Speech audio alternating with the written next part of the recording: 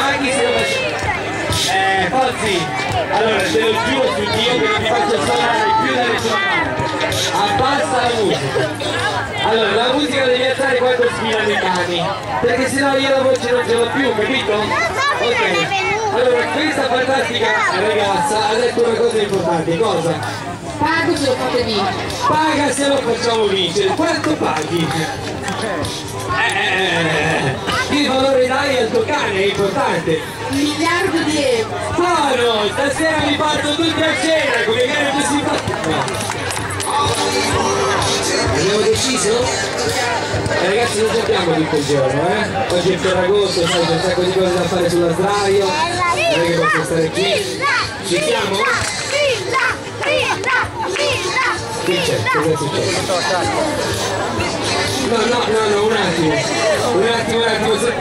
Allora, se non abbassi la musica, io vengo su e ti lancio nel mano. Abbassa sta musica. Fermo. Allora, è successo qualcosa, c'è stata la votazione, ma poi qualcuno non è d'accordo, vero?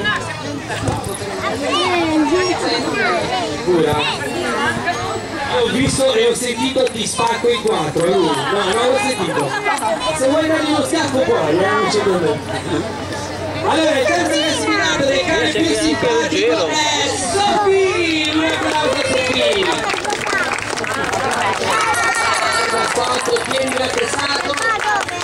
Puoi girare dal giornalisti per vedere l'applauso di questo Sofì! Non posso dire questo, non è legale. Si può dire? Ci sono dei bambini, vado lo stesso. Secondo classificato del cane più simpatico, perché sono cinese di origine, è Chiquita! Chiquita.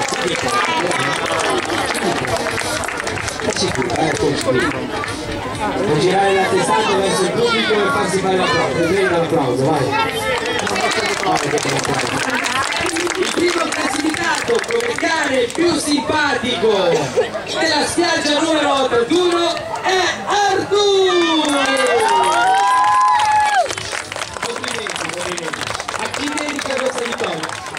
No, la dico anche da lui. A chi dedica questa vittoria? Adesso dopo i vostri player, ok, tutto contento.